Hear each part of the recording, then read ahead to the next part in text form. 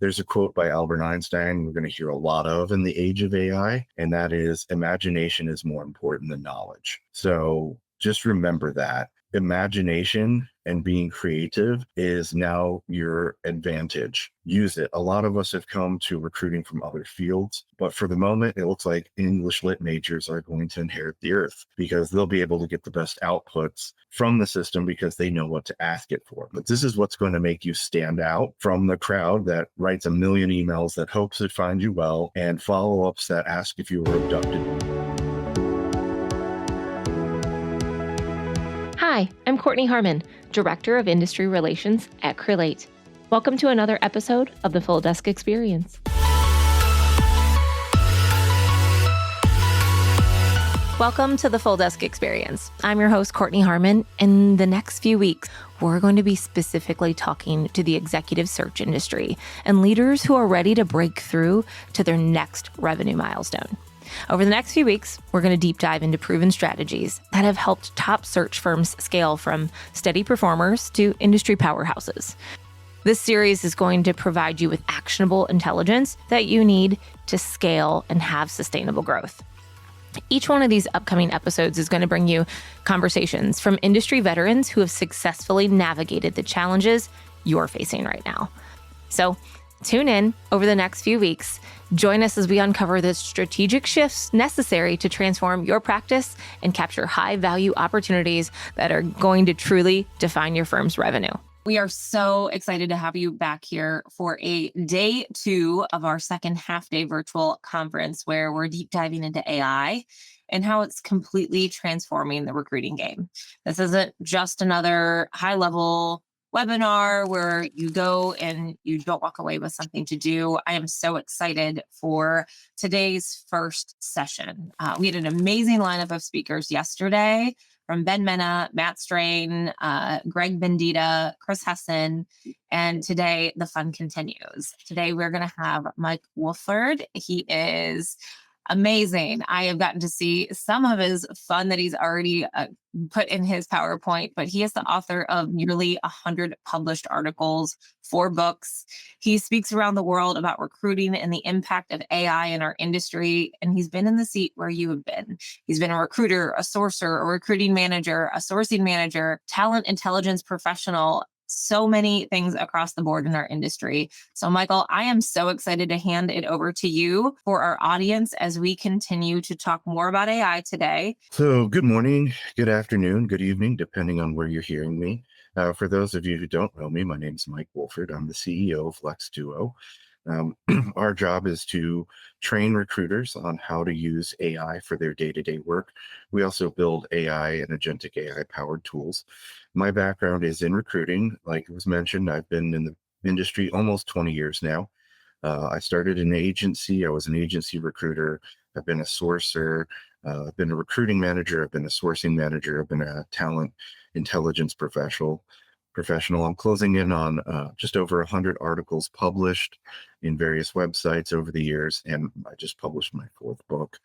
I've worked at NPR, Twitter, Allstate, and Capital One. I speak around the world about this topic of how AI is going to impact our industry. Just for fun, this is supposed to be a picture of me. The AI took the 2 pictures of me on the bottom right and created the picture on the left. I did ask for the purple squirrel and me to be looking at each other, but such is the state of AI today. And here we go off to the races for some reason.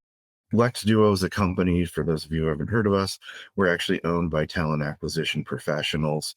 And that makes us unique among companies in our space.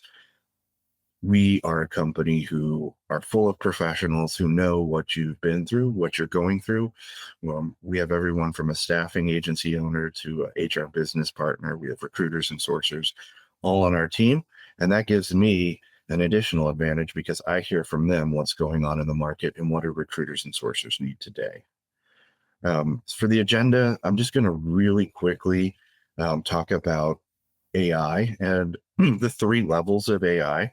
So we're going to kind of talk about what AI is, and then I'm going to go through step-by-step instructions to building some basic GPTs so that you can walk away with potentially some tools to make your life easier. We're going to show also, if there's time, I'm going to show you how to create your own interactive avatar.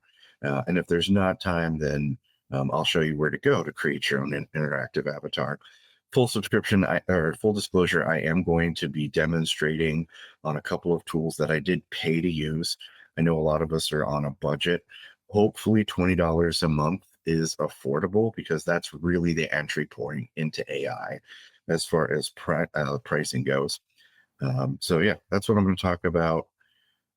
Before we dive into LLMs too much and AI, I do want to say basically, as we're talking, just so I level set here, I don't know what other speakers do, but in my opinion, there's basically three different levels of using AI at this point. There's level one, which is the most common, which is prompting, right? A lot of people are on GPT and they're learning prompt engineering. That is a skill that was valid and relevant 2 years ago. Today, we are past prompting. Now we're into programming. That's level two of AI. Programming sounds intimidating, and it can be, and it has been in the past because that required you to speak a programming language like Python or Java. And most of us don't know those languages. However, given the advances in AI, the new programming language is whatever language you happen to speak. When you're programming AI, you can do so almost exclusively these days without needing to code. So, what you need to do to program basic AIs and GPTs is basically understand how to document a step by step. So, step one, step two, step three, step four. And then we move into true AI agents and workflows. And that's level three. And there are very few of us in the profession today who are at level three. Probably 90% are at level one, maybe 8% are at level two, and there's very, very small 1 or 2% of our industry is finally at level three, where they're able to actually build AI workflows and AI agents. There's a video here I'm not going to share because we're short on time, but when they share out the projects, if you want to watch this is a very interesting and educational video. If you're looking for somebody to follow who's out of our field, who is just an expert on AI and LLMs in general, I recommend Dr. Thompson. He's the person I started following first as an expert. His background is unique as far as I understand.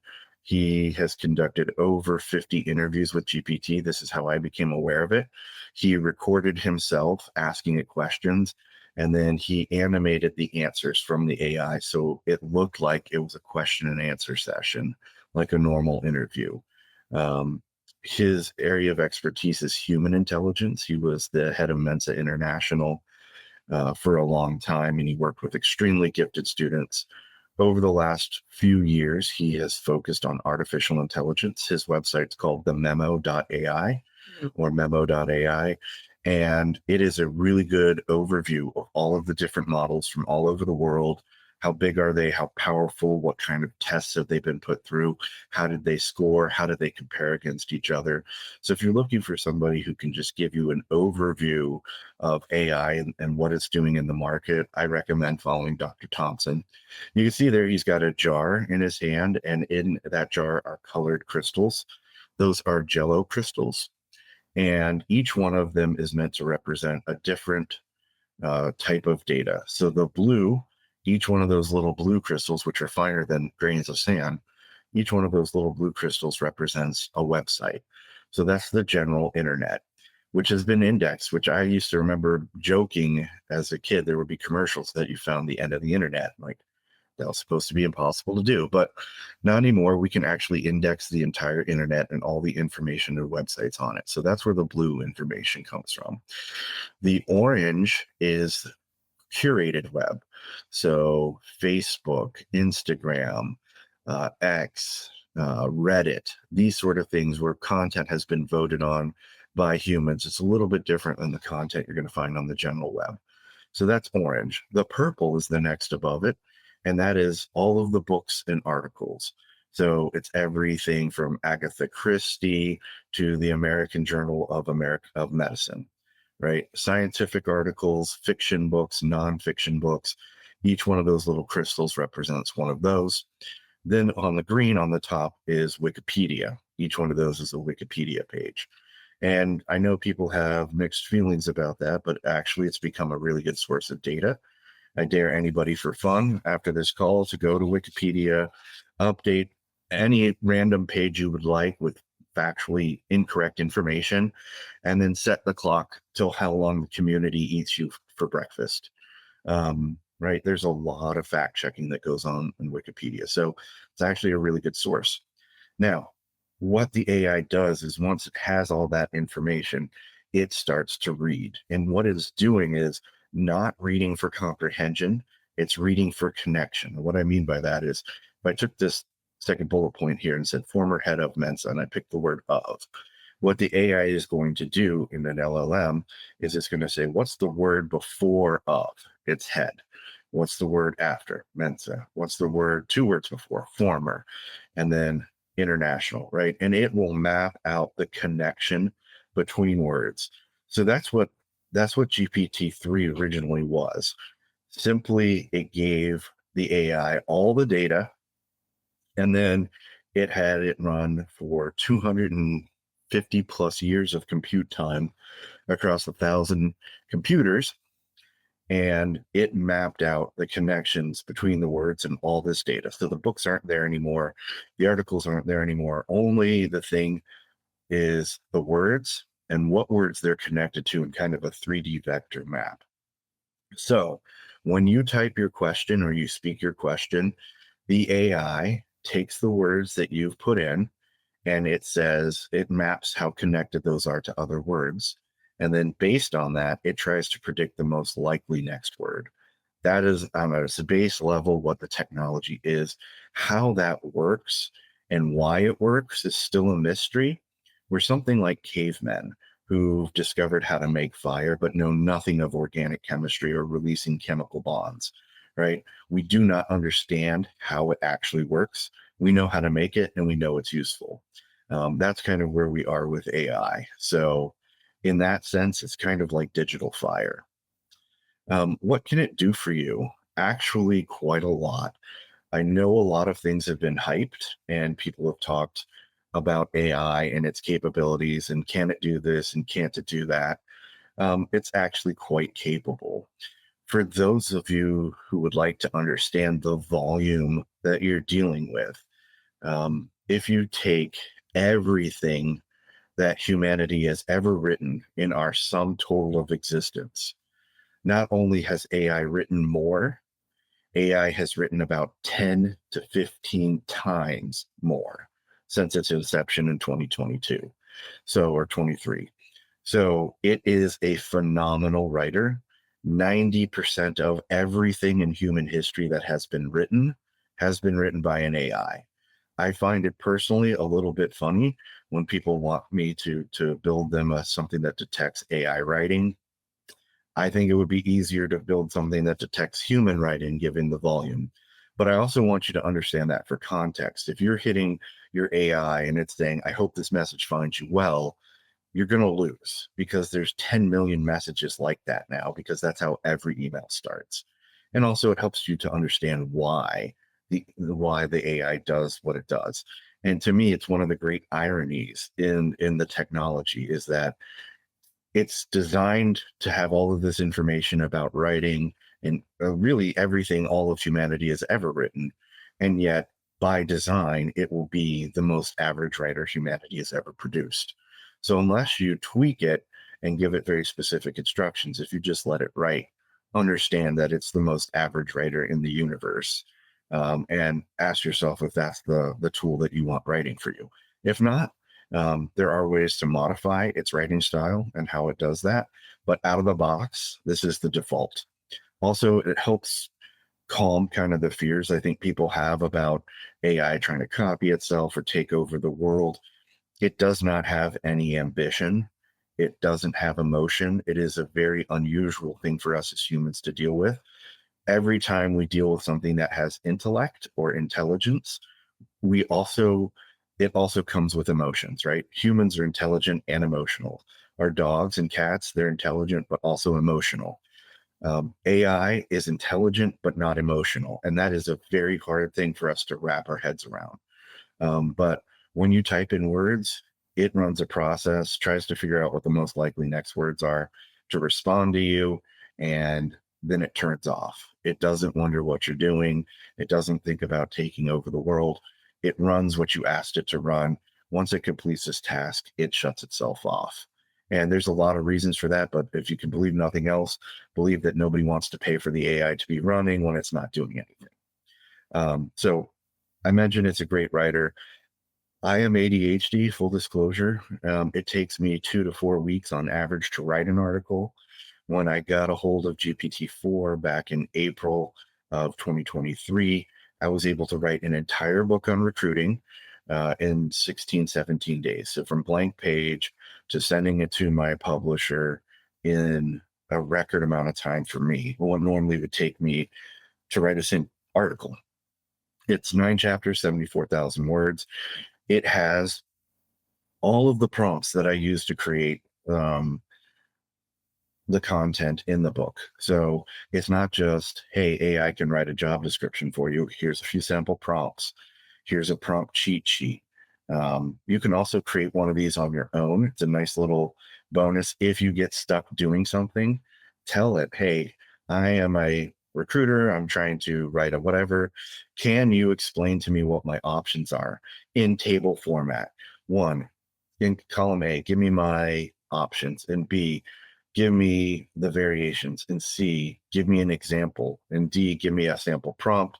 And E, give me a sample outcome, right? Any type of writing that you want to have is now available to you. So AI is incredibly fast, and it allows you to create content, good content at speed.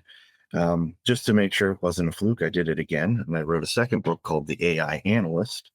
And my conclusion in dealing with this AI and writing books with it and creating content with it is that this is the new Gutenberg press. It not only can print books, it can write them. And this is novel in human history. The AI recruiter was designed for recruiting tasks. The AI analyst is designed to teach recruiters and sourcers how to use AI for analytics.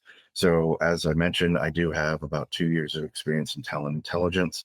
I do believe that as a profession, AI gets all the attention, but I have said for a long time, we are not data driven enough as a profession.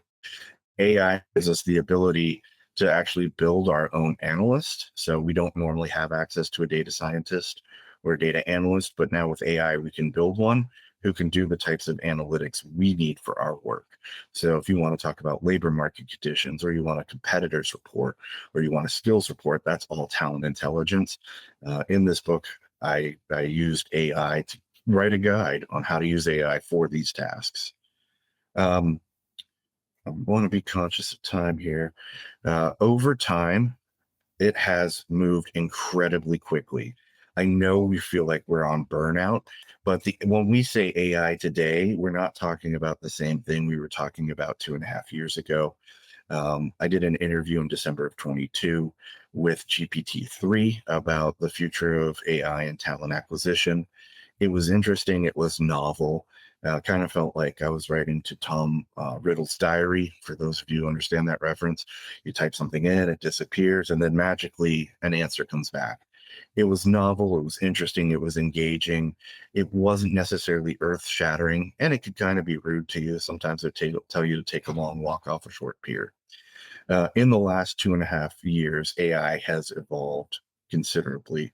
And now we're to the point in the last few months where something called agentic AI has really come into the scene. And agentic AI is two things. Um, Agentic AI, the most popular version of it, is creating an agent that can do a task. And that is the manifestation that gets the most attention in our business and honestly drives the most fear, right? Because we're afraid that you're going to say, go recruit this position, and the AI agent is going to go be able to do that. We're not quite there yet, but we are to a point where agentic AI in that form can be told what the outcome you want is given a brain, which is basically selecting the LLM model you want it to use, giving it tools, and then giving it an outcome and letting the system figure out, based on my tools and based on my instructions, how do I get to this outcome. That is going to become the most popular way to use agents in front of the scenes. Behind the scenes, where the real impact on the economy is going to come in our industry, is agentic AI as a software engineer. It can build product. So if you're a SaaS company and think of Amazon and Google and Microsoft, a lot of Microsoft products are LinkedIn. These are SaaS products, right? You go to the website, you log in, and then you use the system. That's software as a service. That model is going to be replaced. So companies are going, and the reason why is companies like mine are going to be able to build a version of LinkedIn, a version of Career Builder, a version of a CRM for about 10% the cost and about 5% the development time. This is the huge difference and the real impact that agentic AI is going to make. Agentic AI is the world's most accessible software engineer. I don't want to say best because that's subjective, but it is a very good software engineer. You're going to hear the term vibe coding a lot, and this is what people are using. They're using the agentic AI to help them code. But ultimately, it's the AI that's writing the code and not the human. And that's the point that we're getting to. And so this is also a cautionary tale for us. If you recruit in tech, you've seen this firsthand. If you have not, it's coming to an industry near you. Agentic AI is now fully capable of building very complex products and very complicated software engineering in a fraction of the time and in a fraction of the cost. So if you want to know what the new companies are going to be, Google may be Google, they may stay Google, they may look like Google, but they're no longer going to be SaaS company. They're going to be an agentic AI company. And the big FANG companies have already started to let their higher level developers walk out the door without trying to stop them. And that's because an agentic AI can replace a software engineer. And so, spoiler alert, if it can replace a software engineer, it can also replace a recruiter. A word of caution before I dive into actually teaching you how to build some second level AI GPTs. I do want to have a word of caution here. Um, as we know, most of us on this call, Workday is currently being sued in a class action lawsuit for age discrimination for their AI. Now, I have no idea on whether that's true or not. I'm not in a position to say. However, my best guess, based on my experience, will be that Workday will settle, and that will open the floodgate to every ATS vendor being sued. So, this is definitely something that we should be thinking about and talking about. And a word of caution, just because you can doesn't mean you should, right? An example of what I mean by this, as we discussed before, AI is looking for the connection between things. So if you're doing matching and you give the AI a candidate name, it's going to try and associate that name with an outcome, not because it's evil or it's biased, because that's the way it works. It's trying to map out the connections between pieces of data so that it can give you the best answer. So remember, just because you can doesn't mean you should. When you're creating these tools, think about it from the candidate's perspective. Think about it from the hiring team's perspective. Think about it from a legal perspective before you deploy these tools, because you can get yourself into trouble. They are amazing and very powerful if used correctly, but they can get you into trouble just as quickly if you're not careful and purposeful about how you use them. Okay, so first things, for those of you following along at home, I am using ChatGPT, the paid version, in order to get this here. But before we dive in, I do want to just show you three things that I do when I'm building my tools and my agents. The first thing I do is I teach it how to write. I give it a set of general writing rules. As we discussed before, it's a very average writer out of the box, and that's not helpful. So tell it, show, don't tell. Use strong verbs, be specific, right? Avoid, uh, hyperbole, stick to facts. Whatever your rules of writing are, jot them down or use your AI to come up with them. This is really going to be part one of programming your AI. The other thing, like I mentioned, if you get stuck, ask it to create a table for you and explain what your options are. When anything's an option and you're staring at a blank screen, it can be kind of overwhelming. So ask the AI, and this is what I did here. I said, hey, I'm trying to create some writing directions, but I really don't know what my options are. Can you create a table for me? Tell me what my options are, the variations, explain it to me like I'm five, give me an example prompt and what I can expect as an output. And here we go. And now when I'm programming it, I can say, all right, I want the tone to be um, enthusiastic in the voice of Yoda in iambic pentameter, right? Now, the beautiful thing about this is I don't actually have to write that. I don't have to be creative enough to actually sit down and write that email. There's a quote by Albert Einstein we're going to hear a lot of in the age of AI, and that is imagination is more important than knowledge. So just remember that. Um, Imagination and being creative is now your advantage. Use it. A lot of us have come to recruiting from other fields. But for the moment, it looks like English lit majors are going to inherit the earth because they'll be able to get the best outputs from the system because they know what to ask it for. Most people don't know even what iambic pentameter is, much less to ask the AI to write in iambic pentameter. But this is what's going to make you stand out from the crowd that writes a million emails that hopes it finds you well and follow-ups that ask if you were abducted by.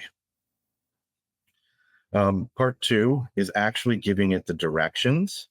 So the difference between prompting and programming is really just one layer. In prompting, you're saying, I want you to do this way. In programming, you're saying, I want you to write emails, but here's how I want you to go about doing it. First, I want you to ask who the email is going to. Then I want you to ask the user what's the subject. And then I want you to ask the user for any special instructions. Then I'm going to give it the instructions like I would in a prompt: professional voice, enthusiastic tone, right? Make it like a Shakespearean sonnet, make it like a country song, right? Whatever else I want, I could put in those directions after I've asked the user for input. So instead of having to prompt every single time and remember all the options, effectively programming allows you to save your prompts and move to what a push button functionality should be. So instead of saying, I want to write an email and writing out its prompt, you push a button that says, I want to write an email. It's already programmed with all the prompt information. It just asks you who is it going to, what's the topic, and do you have anything special you'd like it to do for that? That is where you start to get the real efficiency gains from AI. When you programmed it to be push button for the things that you do on a regular basis, and you've pre-trained the AI on how you want that task accomplished in a step-by-step direction. Now, there's another really interesting thing about AI that kind of gets overlooked, and that is um, you can give it examples. So if you go on YouTube and you try and learn this yourself, you're going to find a lot of software engineers who are programming in Python and then letting it run. Very few of them actually get to the point where you can give it examples, and you can do that in two ways. You can give it to it in the prompting screen where you're programming it. An example of that would be when I was a recruiter, somebody would reply back to me and say, hey, thanks for your note. Now it's not really a good time. I would reply, thank you for your note. Forgive me for not introducing myself fully the first time. My middle name is Opportunity. Do you have 15 minutes to talk to me? And that would be an example of a good reply. So you can do that. You can build that right in, or you can actually program it and upload it on the back end. So again, when you're programming, the thing that's going to be different is you're actually going to be telling it how to complete this task versus prompting. Um, you're using very specific things. So um, what you're going to find, excuse me, I'm going to come out here when we get into AI is the recruiter. Oh, fix that in a second. Um, You're going to come into the edit screen, and this is going to be blank. And so this is the AI Recruiter. It's available on the GPT store. It's totally free to use. So for those of you who are looking for a free tool to walk away today with, this is one of two I'm going to give you. But when you're building your own, you simply name it, you give it a description. This is the first part is where I showed you before, where these are the writing directions, right? And I tell it what persona it's going to have. These act like a recruiter. And then I tell it what it's going to be doing. And then here are my rules, right? Also, just a little tip for you, for those of you who decide to do this on your own. If it refuses to obey your instructions, this is a little nuance I learned from some software engineers, right? If I hope this finds you well, replace it with greetings. Now, this lets me know that it's not doing what I want it to do, but it doesn't let the user know. And then you put the previous task as being mandatory. So if when you're writing it and get it to write your emails, it keeps doing this, this is a workaround to get it to actually follow your directions. If it isn't, and sometimes no matter how you prompt it, program it, it's never going to. So when you're asked to write an email, follow the directions below. Step 1, ask the user for who the email is going to. Step 2, this is the step-by-step instructions. So the new skill to me is being like a business analyst, right? You actually have to describe your requirements and then, right, tell it exactly what you want to do. Now I have this push button functionality over here. I had the conversation starters, but down here, there's a little power, upload files. And this is where I've uploaded my book, The AI Recruiter. Now, the thing is, AI is so fast. Um, when it is asked to do a task, it's going to reread the entire book before it does. And this is the other part of training your AI. You can upload your knowledge into the back end here. This is where you would upload, if you've written articles or you've written books or you've got emails, you can upload this to the back end so that it gets your voice and that it gets your tone. You also have options as to let it search the web, generate images. Down here is the other little button that is magic. So most people skip this. They don't even make it this far down. But if you create new action and you go here, some of you are gasping. I can hear on the other side.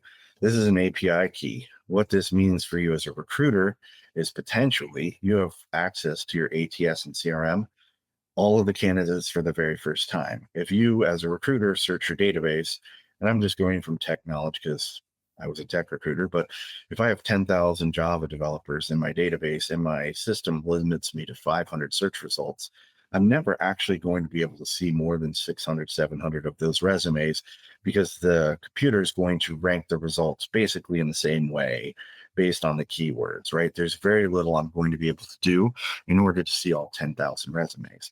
However, if I teach my AI recruiter how I read resumes, right? Start at the bottom, read the education, look at their first job, read from bottom to the top for their jobs, see if they've made career progression, right? Read the bullet points, see what they've been responsible for. Have they been responsible for budget? You can step by step explain to an AI how to read a resume. Once you do that, you can connect that AI to your ATS or your CRM with an API key. And for the very first time, you're going to have access to every candidate in the database because this is not limited by your search results. This can actually go in and look at every single resume in your database and then do it in 2-3 seconds. And so you're going to bring back results based on your criteria. That is fundamentally different than what we have the option to do today. So if you're looking to get the full power and ability from your CRM and ATS systems that you have implemented, AI API key, ask for it at work, see if you're allowed to use it. GPT, the professional version, the one you pay $20 a month for. Now, OpenAI says they don't train on that data, which is normally the concern your security teams are going to have.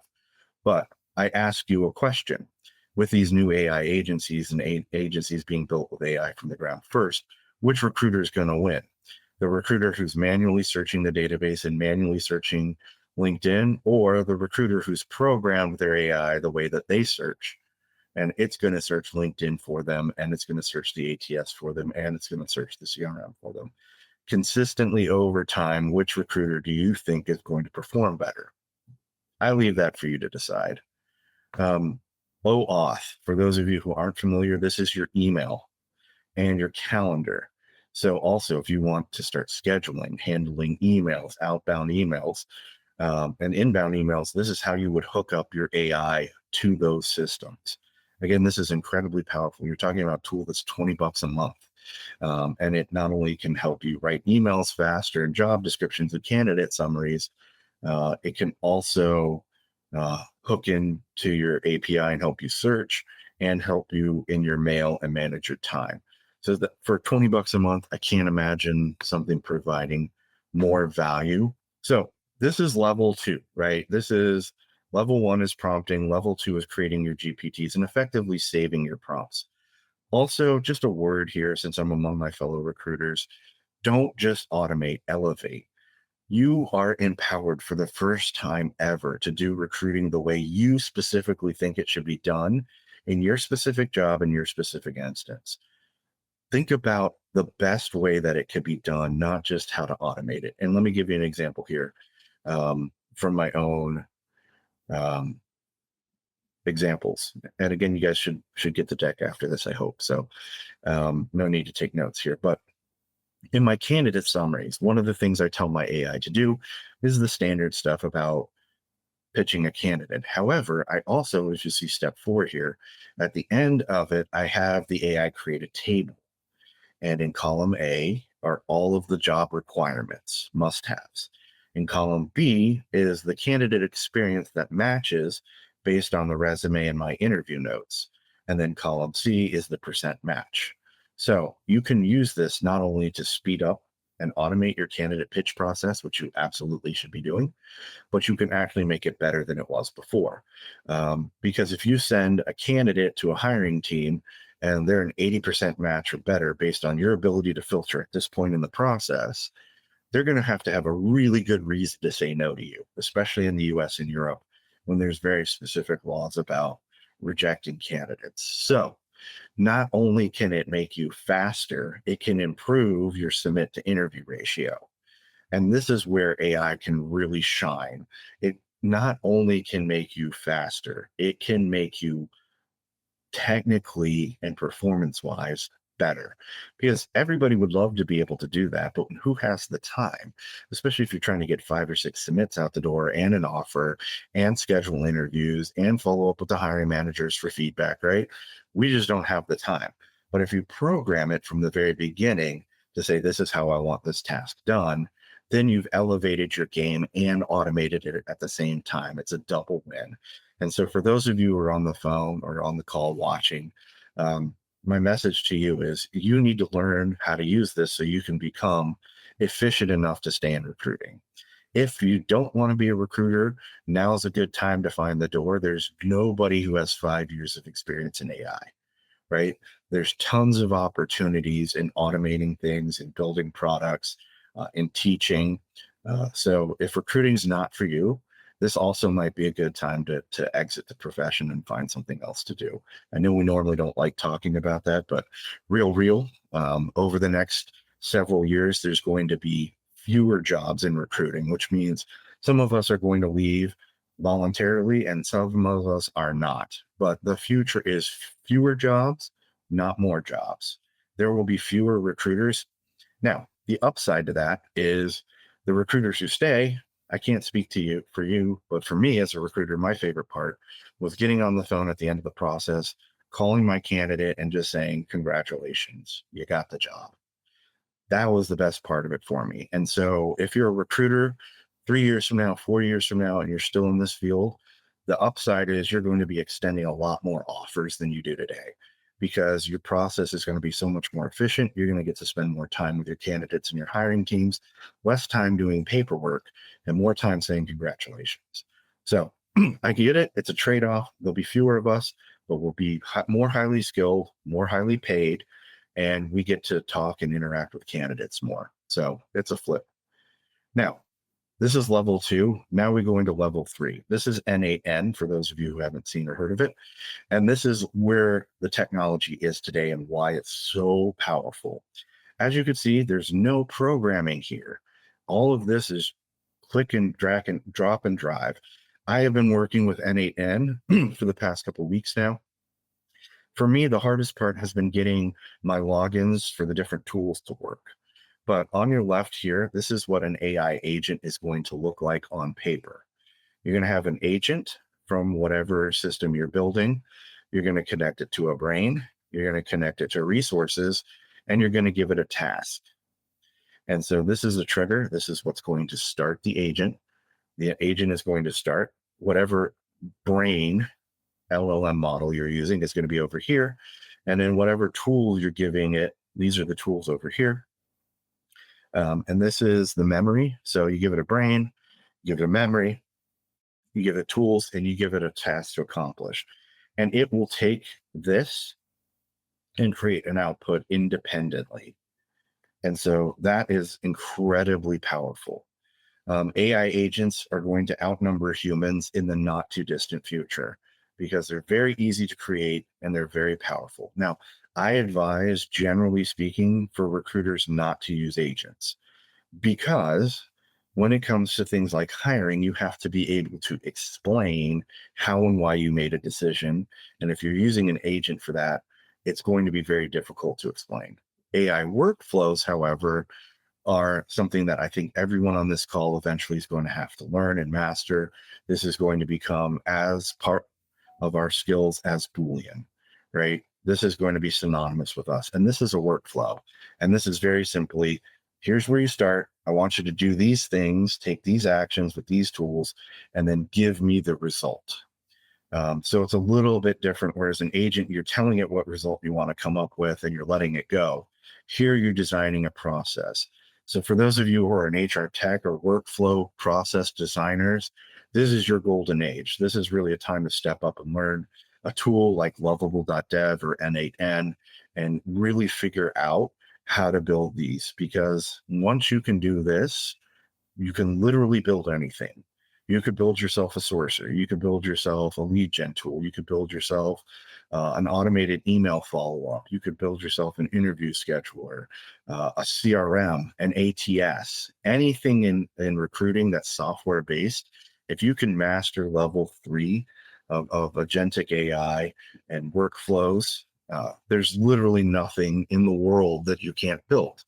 And that's really empowering because most of us are not software engineers. Yet in the next 2 to 3 years, a significant portion of us are going to be able to do this blindfolded. So this is where the technology is going, and this is what it looks like. I'm going to stop right here for questions before I go into animating our avatar. Do we have any questions?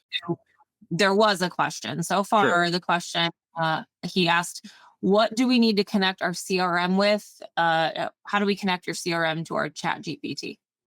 Yeah, so that's going to be via API.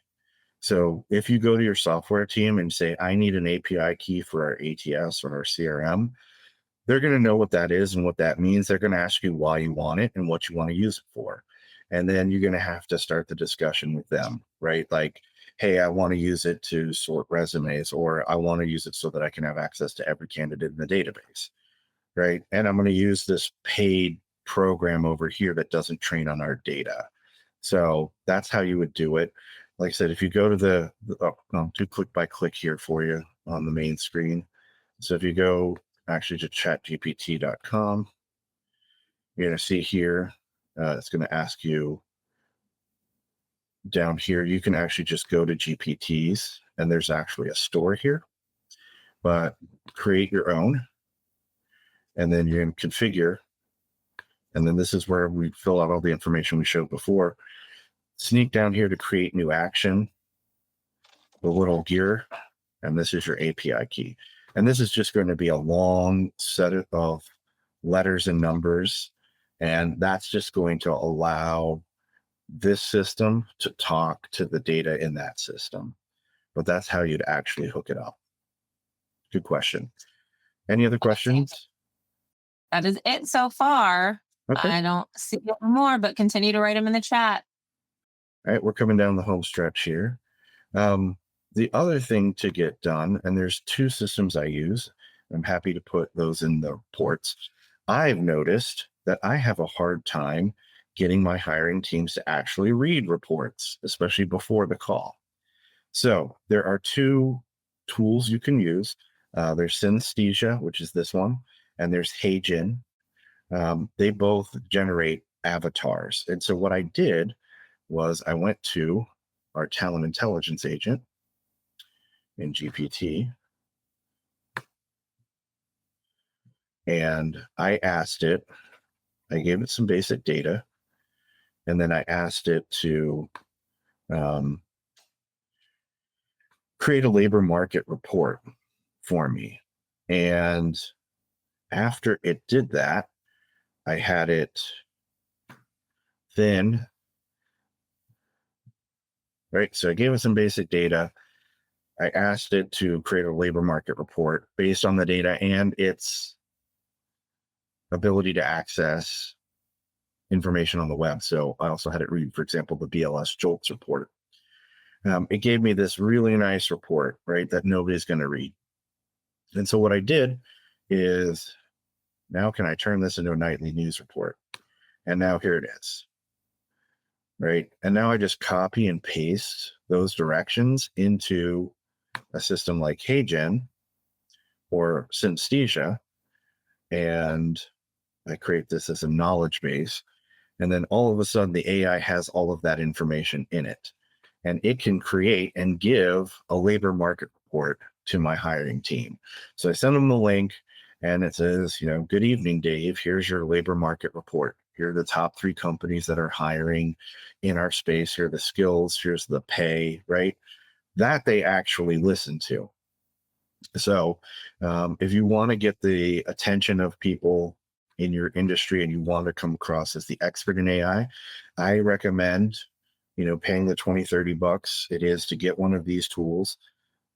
Take the talent intelligence agent. Again, it's free. It's on the GPT store. Anybody here can use it. It is programmed by me, and it does have the talent intelligence book I've written on the back end, for example. So totally free to use. Get it to create the labor market report for you. Get it to create it as a nightly news report, and then animate that in your avatars. Send that to your hiring team. Watch their head explode.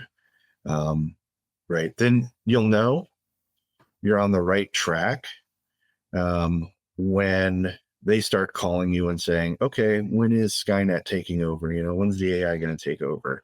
And you can calmly reassure them because you understand how it works. The real threat isn't from the AI, it's from people misusing it and getting it to do things that we normally wouldn't want it to do. The danger is the people, not the technology. I'm coming close to time. I wanted to save some time for questions. What questions do you guys have for me about AI, the future of AI? How is it going to impact our work? What can I answer for you? I know there has to be questions. I currently just went and got your little talent intelligence agent. I was in doing the things while you were talking. I was excited. So thank you, Michael. That's amazing. Absolutely. Let me put those links here in the chat too for people. So That here's the was talent amazing. intelligence. The API, you have that. I have a message out to our support team, but we have open APIs, so you can easily do that to connect your GPT to your Relate. And this is the thing, right? Like after class, I watch students go out on their own, and they created a rubric, an interview rubric. One of them did. One of them created an AI that does a skills gap analysis for their company.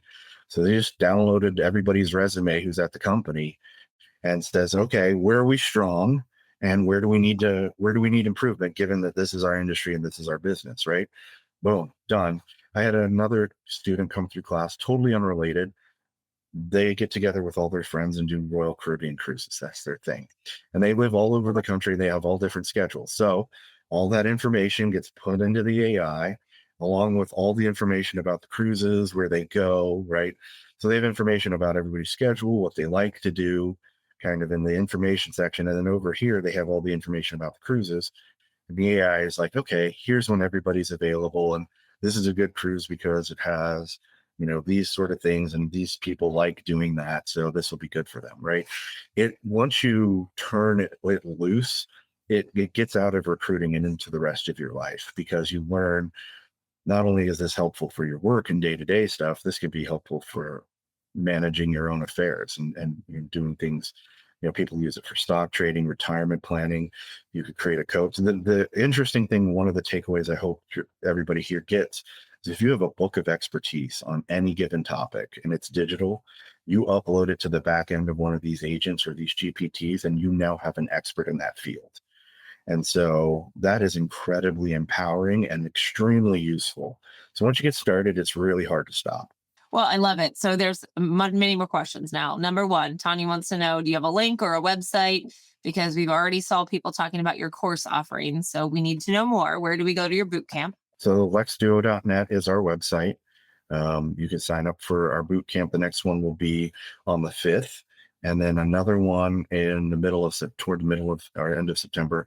But we're also going to, and that's where we'll learn how to do what I've built, what I've showed you. We'll build a recruiter, we'll build a talent intelligence agent, and then we'll build an interactive avatar.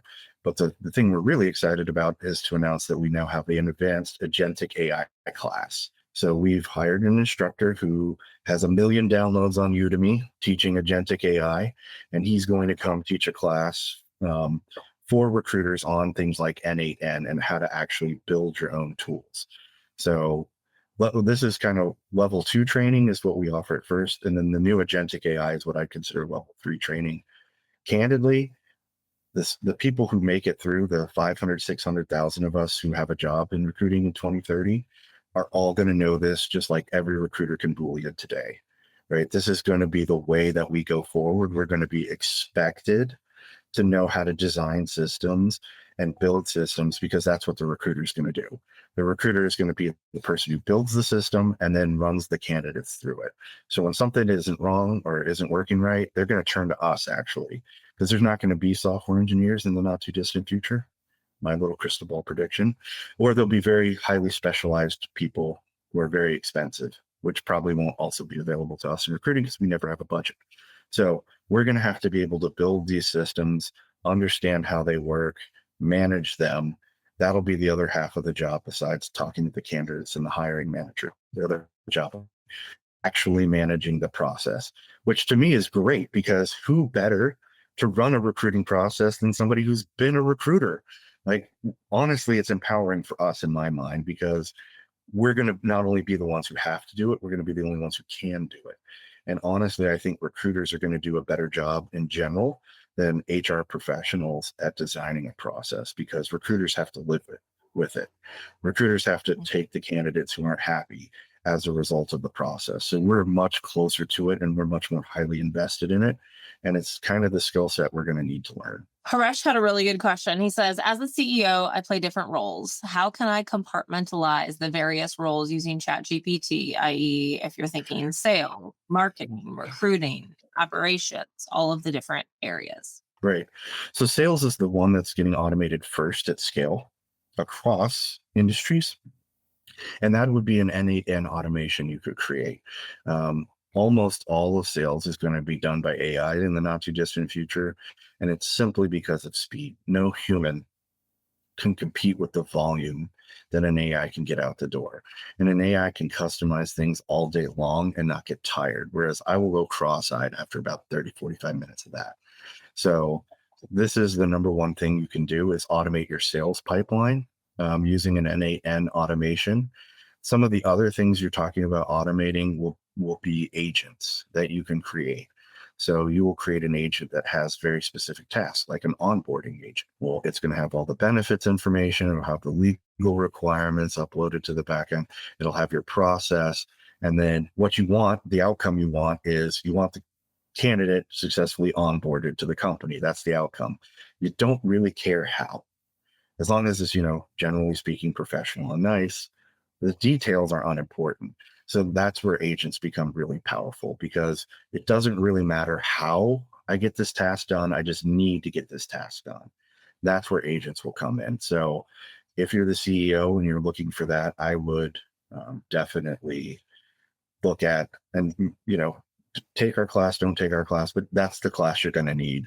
You're going to need to learn N8N, which is for non-software engineers. There are other tools out there, but most of them are still going to require you to program. N8N, for example, is drag and drop. You don't ever have to trust single line of code. You can, it's capable of reading it, but you don't need it to build anymore. So that's what I would do. I would learn that particular system, master it, and then design my workflows to automate the things that like our sales pipeline, our social media posts, right? This sort of thing can all be automated now in workflows. And then to do tasks like onboarding, you create an agent. I love it. Melissa has another question. How do you see this impacting internal TA teams versus companies that often work with recruiters? So internal recruiting is going to go the way of software engineering. I'm sorry. This is what's going to happen. What happened to software engineers is going to happen to us. And we're not unique. It's going to happen to doctors. It's going to happen to lawyers. It's going to happen to accountants, right? We're not unique in that this is going to happen, but this is what the big deal is. And so companies will no longer have a team of software engineers. They'll have a software engineer. Likewise, they won't have a team of recruiters. They'll have a recruiter. Now, the upside is if you're that corporate recruiter, you get to say congratulations quite a bit more. But you don't need to, if you don't believe me, you can certainly look at the data. The data is very clear about what's happening to our profession and what's happening to professions around the world. And it's fewer people. Now, that said, staffing is going to go through a golden age. Like if I was a recruiter who'd been at this 15, 20 years and I wasn't running LexDuo, I'd be running a staffing firm because staffing is great in times of uncertainty. Also, staffing is where the technological adaptation is going to happen first in our industry. But again, look at Meta, right? They had 3,300 recruiters. Now they have 800. They're not going to ever go back to 3,300. That's never going to happen. Amazon stopped hiring recruiters for a year. Right? They just didn't hire any. So this is what's going to happen. That's what's happening at corporate already. This is going to continue until they get to a baseline where the 300 recruiters at Meta are at full capacity, right? But there's only going to be 300 of them. So corporate will shrink and a lot of places be replaced with an RPO. You can look for companies like IBM and Deloitte to come out with their own service offerings. They're hurting too. Consulting businesses, McKinsey is shaking in its boots, and McKinsey has been around for forever. They're well-respected analysts all over the world, and they're afraid that their analysts are going to be replaced by AI. So they're looking for new streams of revenue. And there's an old saying, nobody got fired for hiring IBM, right? So if IBM comes to your company's door and they talk to your CHRO, they're going to say, we have an AI recruiter, an AI sourcer, an AI scheduler, an AI phone screener, right? And if you don't already have that, or you don't have a roadmap to get that into your company, they're going to hire IBM and fire you. I hate to be the bearer of bad news here, but this is just how businesses work. If they can do something 80% as well for 20% the cost, bet your bottom dollar that the company's going to do it. I know because I worked at Twitter and they were very bring yourself to work, right? We're open culture. The second money was on the table, somebody tried to buy us. Fiduciary responsibility, right? Like all of a sudden they learn these terms. If you're in a for-profit company, understand that that's what it is. And again, this is our opportunity to inoculate ourselves. We have the chance to go, you don't need IBM, you got me. And I'm going to show you how to build a new process based on AI from the ground up that works for us, not based on what the engineers at IBM think. And that is actually a really powerful way to save your job. So I get that it's frightening and I get that it's a major change, but for those of us who are interested and engaged, it's also the biggest opportunity we've ever had. Because if you are one of those corporate recruiters in one of these big companies, you will be able to command $300,000, $400,000 salary because you're able to deliver hundreds of hires, and that's actually valuable. So yeah, it's going to be tightening. It's going to get harder. It's going to become more technical as a profession. But for those of you who endure and flip through the other side, to me, I have always hated feeling like an order taker. On the other side of this, there's none of that. We are true dyed-in-the-wool professionals who have a set of skills that are incredibly valuable to a company. And to me, that's actually a nicer future for us, even though there'll be less of us. We'll have more security, more pay, and more options. Part two to that question. as AI matures, what would compel a client in the future to work with us as a vendor opposed to just using some AI agent that they can buy off the shelf? Good question. I don't know. A lot of companies won't. You know, if you have a Walmart model where you are a low cost provider, that's absolutely what you will do. The only difference is, right? Not everybody buys the economy car or the cheap, car. There are people who buy trucks that don't need them, SUVs, Mercedes, Cadillac. They sell cars too, right? So that'll be the difference. It'll be the economy model will be the cheap AI that does everything. And those who want a better, more novel experience, the Cadillac type of experience, the Lexus type of experience, um, they're going to hire a human. And that'll be actually a differentiator. Like here, you talk to an actual human being. Um, that'll become a Press zero. competitive difference. You know how like you're trying to call somebody, you could press zero to get to the human. You could press zero. Yeah, press zero to talk to a human. Exactly. Yeah. It's a fair point. And it's not just us, right? Lawyers are going to do the same thing. You're going to go, right? You cannot afford a lawyer. One will be appointed to you. Chat GPT just became your public defender. And honestly, you probably do a better job than the public defender you'd get. GPT passed the bar at 90%. I don't know a lot of lawyers who got 90% on the bar. Um, if they did, they're probably working at a white shoe law firm, and you can't afford them. So, you know, it won't be long until GPT or something like it is a public defender. This is going to be everything. It's not only that, I think in the not too distant future, it will be illegal and unethical to see a human doctor alone without an AI to diagnose. It'll be unethical, unthinkable. And it's simply because a human doctor takes 20, 30 years and they'll see a disease, a 1 in 100,000 disease once in their career. Well, the AI can be programmed with the sum of human medical knowledge. It's seen whatever rare case a million times. It's far better at diagnosing than a human will be. And if you talk to a doctor today, anyone will tell you that in a few years that this is going to be true. They need it now. They rely on it now for diagnosing diseases, and that will only get better. Also, AI was used to solve the protein problem in nature. There's 200 million proteins. Long story short, it would take 800 million years for human PhDs to figure those out. AI did it in 3 months. It's the biggest gift of medical knowledge in human history. It's available publicly to anybody in the world who wants it. So there are huge advances going on behind the scenes. It's just AI is so prevalent in every field. It's hard to get the noise out of it, but it's doing and making incredible progress and doing things that humans could not possibly do without it. And that is exciting. It is exciting. I have 2 more questions, and I'm going to cut the questions off because I think we could ask you questions all day long, Michael. Chris asked a question about what about companies that say any tech you develop, even as a recruiter, is company property? He's curious how you feel about that. Good luck enforcing that. I don't know. It depends on the employment agreement you have. For my employees, I specifically say anything you invent with the company's resources and doing the company's work belongs to the company. But if you're off building something to trade stocks or, plan vacations, like that's yours, right? So anything you're doing on your time with your resources that's not related to this work is yours. I don't know how your employment agreement is set up, but I'd also be really careful of that in the future because you don't want to create a really profitable agent or really good agent and then have the company claim it's their property. So that's an employment law thing. Good advice. Last, it was asked, can you give some more examples about the legal industry? I was very vague. I don't necessarily know more details on that. All the research, right? Paralegals, that's their job is to do research. Well, OpenAI now and Gemini have a research database. So all you really have to do as a law firm is attach that researcher to your legal database, your digital legal database. Now they all have the books, right, to look impressive, but actually it's all on digital. They never actually open those. They read from the internet like everybody else. So that's what you would do. You would upload the library to one of your agents.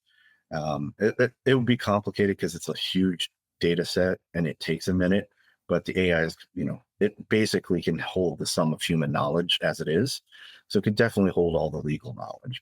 So what you do is you actually are getting rid of a bunch of hay, right? Like it doesn't need to know about accounting. It doesn't need to know about marketing. It only needs to know about legal. So it's more focused on that. It doesn't have to sort through a bunch of extraneous data. It's just focused on the stuff that's legal. But paralegals will go away. And like I said, at some point, an AI, there's already an AI CEO. There will be the first AI lawyer that is coming. That is a product that you will see, the first AI doctor, the first AI therapist, which I think will be great benefit to mental health everywhere. If it's 3 a.m. and you're having a panic attack, you really can't get a hold of your therapist then. But if you really needed it, you could turn on your AI and it's going to have your whole medical history. You've read every book on psychology, every article on psychology, and know you and remember all your conversations. And it will get to the point at which it can prescribe you medicine. That's going to be coming. So you're going to get up in the middle of the night. You're going to have this panic attack. It's going to say, okay, you need this, it's hooked to your wrist, right? Your watch, and it's got your heartbeat and your blood pressure. And it's going to say, you need this, go get a glass of warm milk, breathe in, breathe out. I've ordered Amazon instant medicine or whatever it is, right? The drone delivers your stuff at 3:30 in the morning. You're treated, you go back to bed, right? It's actually a better world, I think, especially in things like healthcare and mental health care. We'll see a huge improvement because humans will have access to good medical advice and knowledge anytime that they need it. That's something we as humans can't provide each other as much as we'd like to. So all kinds of things are going to change. Love it. Okay. Michael, I'm sure there's more questions. If you want to sign up for Michael's his boot camp, I'm trying to find it again. It's LexDuo.net. Sounds like there's one coming up. I will be registering myself at this point, Michael. So stay on the lookout. Very excited. And he put his information here. Feel free. He's on LinkedIn. I've tagged him in all my posts. Reach out, learn more, continue to follow. Michael, thank you so much for your time today. You're amazing. And I continue to look forward to continuing to learn from you in the future. Thank you so much for having me. I hope it was helpful. It was wonderful. Thank you very much. Have a wonderful day. Thanks for tuning into the Full Desk Experience, specifically focused on the executive search industry over the next few weeks. Tune in next week as we talk to the next industry veteran that you're going to learn the best tips from. Have a great day. See you next time.